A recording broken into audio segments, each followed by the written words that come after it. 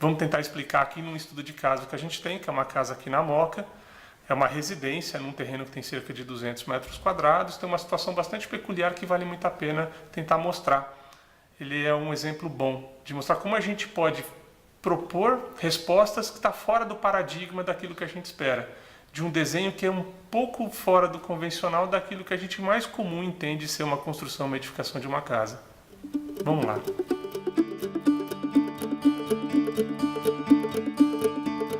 Bom, vou tentar exemplificar o formato desse terreno que a gente está desenhando aqui na Moca. Desenhar mais ou menos o formato desse terreno. Ele tem uma sobra lá no final, meio estranha, mas o que acontece? Esse aqui é um terreno, aqui nós temos a rua. Esse terreno tem um declive, ou seja, ele desce daqui para cá cerca de 3,5 metros. E essa rua ela também tem um declive nesse outro sentido.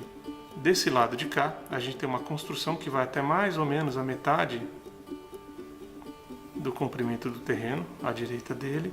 E aqui desse outro lado nós temos uma construção que está colada praticamente na extensão inteira desse lote. Ou seja, tem uma construção que parte aqui, que ela constrói uma edificação que tem aqui três pavimentos. E aqui nós temos uma edificação com 2 pavimentos. E aqui no final ainda tem mais um tantinho que é uma edícula. Quais as implicações disso? O norte está virado para cá. Então, de primeira análise, o que eu tenho que olhar isso? Primeiro é o formato do terreno, que é esse daqui. O formato do terreno, que eu tenho 6,30 metros mais ou menos na frente, 5 metros aqui no final. Eu tenho cerca de 39 metros de comprimento até essa face. Então, primeiro eu tenho o formato. Além desse formato do terreno, eu tenho que saber a orientação, ou seja, para que lado está se fazendo a orientação solar nesse lote. Isso é muito importante porque demanda a captação de luz que a gente vai trazer para dentro dessa edificação. Para quem não sabe, embora a orientação do norte seja assim, ou seja, o sol nasce a leste e se põe a oeste, aqui no hemisfério sul, ele tem um movimento que ele é um arco, né? Ele só não se põe e desce a 90 graus, ou a pino, a não ser uma vez no ano, só que isso ocorre. Ele, na verdade, ele faz um arco, ou seja, a entrada de luz ele é mais parecido com uma distribuição radial de luz que aponta para dentro do terreno. Ou seja, então, olhando para esse norte aqui, a gente sabe que pela manhã a gente começa a entrar luz aqui, e pela tarde a gente tem, o sol se põe lá no fundo do terreno. Então a gente já sabe, logo de partida, que essa face do terreno, a face direita do terreno, ela é a face iluminada. Então isso a gente já começa a levar em consideração. Mas junto de levar isso em consideração, eu tenho que levar um aspecto mais abrangente do que eu tenho em volta. Aqui a gente tem uma construção de 2 pavimentos, que mais a cobertura ela dá cerca de 7 a 8 metros de altura. E aqui eu tenho uma construção com 3 pavimentos, que dá mais ou menos 9 a 10 metros de altura no terreno. Essa construção vizinha do meu lado esquerdo, por exemplo, não me atrapalha na insolação, porque embora ela seja a construção mais alta, ela está do lado sul, né? E se ela está do lado sul, ela não me interfere tanto com a iluminação direta para dentro do meu terreno. Já essa construção, tá com 2 pavimentos, esse lado ela sim interfere. Então a gente já sabe que tem alguém para cuidar de maneira especial, que é essa construção vizinha que a gente está vendo aqui. Aí vamos continuar com essa análise. Esse terreno, ele é um declive de 3,5 metros para cá. Se for pensar em termos de implantação em relação aos vizinhos, ou em relação à região imediata, eu sei que nesse sentido o terreno está subindo em relação ao bairro, e nesse outro sentido aqui ela está descendo. Ou seja, mesmo essa captação de luz leste, para mim ela é muito prejudicada porque ela está atrás do morro pela manhã. E o fato dela estar atrás do morro pela manhã significa que eu vou ter sol aqui lá pelas 10 horas da manhã. Então eu não tenho um sol pela manhã de maneira muito de frente, que vai estar de frente da minha construção. A não ser ali mais no verão, tá? Mas no inverno, certamente, eu estou um pouco prejudicado em relação à condição topográfica em relação aos vizinhos. Feito isso, então como é que a gente começa a cuidar desse terreno? Eu tenho aqui 1,5 metro de recuo para o meu vizinho, eu sei que esse sujeito vai fazer sombra sobre o meu terreno. Tem uma demanda nesse cliente que faz parte daqueles aspectos já mais objetivos do cliente, que é o que conforma o programa de como tudo vai funcionar, que eles querem ter contato com o solo, eles querem ter terreno, eles querem sair da sala, querem sair dos lugares, dos ambientes da sua casa, da cozinha, por exemplo, da sala e conseguir caminhar pelo terreno. A gente tem 2 problemas unificados. Primeiro que a gente tem que ter o contato com o terreno, ou seja, para um terreno que está em declive, ou seja, eu tenho que descer com o meu piso para ter contato com o terreno, que me faz um certo movimento que prejudica a minha implantação, porque meus vizinhos estão muito altos em relação a esse terreno.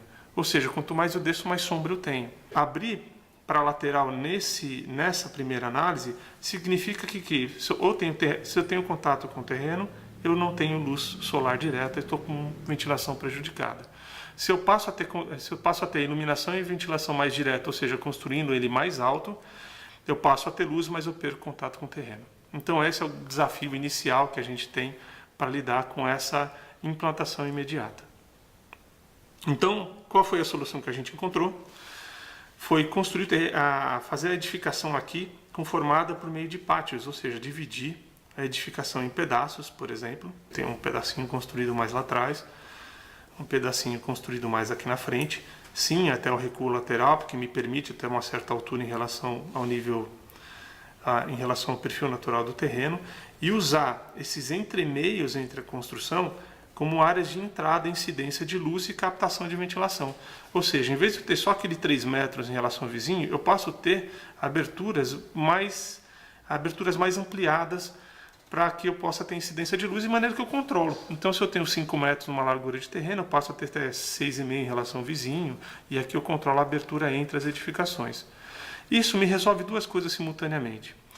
Como esse vizinho para mim é alto, ele tem a visual em relação ao meu terreno de tudo que acontece dele de maneira muito privilegiada. Para que isso não ocorra, então eu construindo até essa divisa, eu não tenho a abertura das minhas janelas, dos meus caixilhos de frente com o meu vizinho.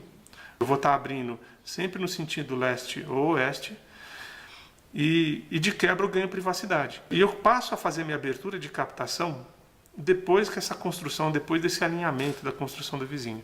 Aqui eu tenho uma abertura real, não tão confinada em relação ao que eu teria nesse outro ponto. Então nós temos aqui essa construção dividida aí, vamos dizer assim, dividida muito entre aspas, em 2 pedaços. Para juntar esses dois pedaços do programa, a gente faz uma junção aqui com uma circulação. Ligo os dois setores dessa edificação, e aí a gente tem basicamente um partido inicial de como a gente conforma isso. Aí depois disso a gente vê como é que a gente distribui o programa dentro disso tudo. Aí eu prefiro explicar numa seção de terreno, que eu vou cortar, depois a gente volta essa planta, como se eu tivesse feito um corte aqui no terreno, feito uma seção e olhado ele aqui de lado para poder explicar como a gente resolveu distribuir esse programa que a gente achou uma boa ideia. Vamos lá? Essa aqui é a linha de cota zero, ou seja, o nível da rua. Isso aqui é só minha referência, ou seja, o meu terreno desce mais ou menos assim, ele não é tão preciso assim, mas resolve a nossa discussão. Se eu pegar ali por desenho, o que eu tenho de alinhamento, eu tenho aqui o meu vizinho lá com 8 metros de altura, aqui aparecendo lá em relação lá o que a gente tem. E atrás disso eu tenho uma construção muito maior que está aqui, onde a gente não consegue ver nessa seção porque eu estou olhando para o lado direito do terreno. Mas qual foi a solução que a gente achou melhor aqui encontrar? Eu saio aqui da rua, a gente vem reto. A ideia é construir a minha primeira seção de construção lá aqui. Lembra daqueles 2 bloquinhos que eu estava desenhando agora há pouco? São essas 2 seções aqui, ó, os pavimentos superiores. E aí a partir disso eu quero fazer o quê? Eu quero descer até meu nível inferior. Para quê? Para voltar a ter contato com o terreno e depois descer até o final do terreno. Ao fazer a minha primeira construção em 2 bloquinhos já no nível superior e abrindo essa extensão de lote aqui embaixo do meu terreno, o que eu consigo fazer? Eu levo as pessoas para ter contato com o terreno, ou seja, eu não estou construindo para cima delas, e eu uso a construção de cima para abrigar a de baixo. Eu pego o programa que eu vou estar distribuindo no pavimento superior e ela vira teto no meu de baixo, um tanto óbvio muitas vezes, né? Aí o que acontece? Então eu tenho uma construção de 2 pavimentos separadas em 2 bloquinhos, que ela se interliga em algum pavimento. Com isso, tratando aquela história da luz que nós estávamos falando, captação de luz, insolação, eu consigo ter essas entradas de luz na diagonal aqui, dependendo do horário do dia, e que elas vão até o final do dia, tá lá com a incidência ocorrendo ao contrário. Com isso, eu não dependo dos meus recuos laterais para poder fazer a captação de luz. Eu uso a frente leste e oeste para fazer as entradas de luz, fazendo o quê? abrindo no meio do meu terreno. Ou seja, qualquer ambiente dentro dessa edificação, por causa desse pátio, é promovido por causa desse pátio e desse outro que está aqui na frente, no caso, que eu desci aqui na frente, eu tenho luz a qualquer momento do dia. Mesmo que seja luz indireta, eu sempre vou ter o meu ambiente, mesmo que seja muito baixo em relação ao meu vizinho, eu vou ter esse ambiente iluminado. E, por promoção do próprio presença dos pátios, eu consigo ter abertura sempre para os dois lados de cada bloquinho de edificação, que permite o quê? Que eu faça a minha ventilação cruzada. Eu falei agora da ventilação cruzada. Por que existe a ventilação cruzada e por que eu acho ela tão importante em qualquer edificação? Porque no ambiente fechado, quando você tem uma janela, como acontece nos ambientes dos apartamentos, dos prédios, de muitas casas, você abrir só a janela num sentido sem você ter uma saída do ar que está lá dentro, provavelmente mais aquecido que o lado externo, esse ar não vai sair. A gente precisa ter um fluxo de ventilação ocorrendo. A gente tem que provocar o movimento do ar. Eu preciso ter uma saída do ar quente do meu ambiente para poder receber o ar mais fresco, para poder tomar conta desse ambiente. Um ambiente fechado, com uma única abertura, ela é entrada e saída de ar simultaneamente. E isso não ocorre, não dá para fazer o ar entrar e sair pela mesma abertura. A gente precisa ter uma diferença de temperatura entre duas superfícies da edificação para que isso ocorra. Eu preciso ter algum lado da edificação com a superfície mais aquecida para que esse espaço que sobra esse ar aquecido que vai sair do ambiente ou que vai subir para a atmosfera seja ocupado pelo outro. E esse outro ar que vem ocupar, geralmente é o que está mais baixo, e o ar que está mais próximo ao solo, ele é o ar mais frio. Então assim a gente consegue fazer a troca de ar de dentro do ambiente com movimento natural, aproveitando a diferença de temperatura entre as fachadas ou entre as faces da edificação. Para isso a gente precisa de duas aberturas pelo menos. Claro que a gente pode controlar quando a gente quer essa ventilação e quando não quer. Ou seja, no frio você quer esse ar quente dentro da sua casa, mas no calor a gente quer trocar esse ar. Em São Paulo, mais da metade do ano a gente está no calor, então vale muito a pena a gente pensar nisso.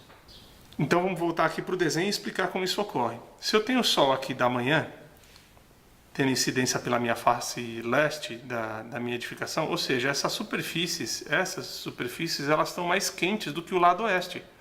Porque ali ainda vai amanhecer, aqui já amanheceu, amanhece primeiro, ou seja, toda a superfície dessa região da cidade ela é mais quente do que a superfície daquele lado, né? Porque amanhece primeiro do face leste. E nesse caso, essa face aqui vai estar mais aquecida que essa outra. Junto dessa face de edificação, a gente tem um ambiente mais frio, e junto dessa face de edificação ela é mais quente, ou seja, porque está recebendo a incidência direta do sol, assim como acontece aqui. Então aqui a tendência do ar junto a essa face próxima a ela, o ar está subindo, e aqui o ar está descendo, aqui o ar está subindo, e portanto lá está descendo. Isso pela manhã. Faz com que esse ar seja insuflado para dentro do ambiente, porque tem a saída de ar. Se você abre pelo menos a ventilação cruzada, essa aqui ela tende a escapar o ar por esse lado da edificação. E ocorre o contrário quando está lá para a face oeste, que a gente tem diferenças de temperatura entre as duas faces. Ou seja, você provoca esse movimento de ar para dentro do ambiente, porque a gente sempre tem duas aberturas para cada ambiente, seja aqui para as áreas inferiores, quanto para as áreas superiores. Aqui dentro disso, a gente começa a distribuir o programa. Esse programa é melhor explicado a distribuição dele através do corte, ou seja, a gente resolveu colocar as áreas íntimas, ou seja, os dormitórios, ou as áreas não sociais, vamos dizer assim, no pavimento superior, e as áreas de sociais e serviço no pavimento inferior. Para concluir essa distribuição de programa aqui em corte e não em planta, vamos dizer assim, o que nós fizemos foi o seguinte: entrada na rua, aqui nós temos a garagem, onde a gente coloca os carros, atravessamos uma ponte para chegar até casa. Essa ponte, por quê? Porque aqui eu tenho vazio desenhado, já eu mostro lá na planta, a gente volta para ela. E com isso, para poder, essa ponte, esse vazio, para poder preservar esse pátio. Chegando aqui, eu desço até a área social. Eu tenho os dormitórios, na área social eu tenho aqui, junto desse lado, colocamos o serviço ou a cozinha, né? E aqui nós colocamos as áreas sociais como a sala. Por que as áreas sociais estão lá? Porque elas estão em contato com dois pátios do terreno, ou seja, estou com o pátio interno e o pátio externo, que seria o, entre aspas, quintal, que a gente costuma dizer, onde a gente faz uma saída da área social para poder se apropriar do restante do terreno. Já a área de serviço, ela tem um pátio de serviço já destinado a ela, que está ali junto da entrada, onde a gente pode colocar a lavanderia, um depósito, que fica junto da cozinha. E assim aproveitando toda a extensão do terreno com o nosso programa.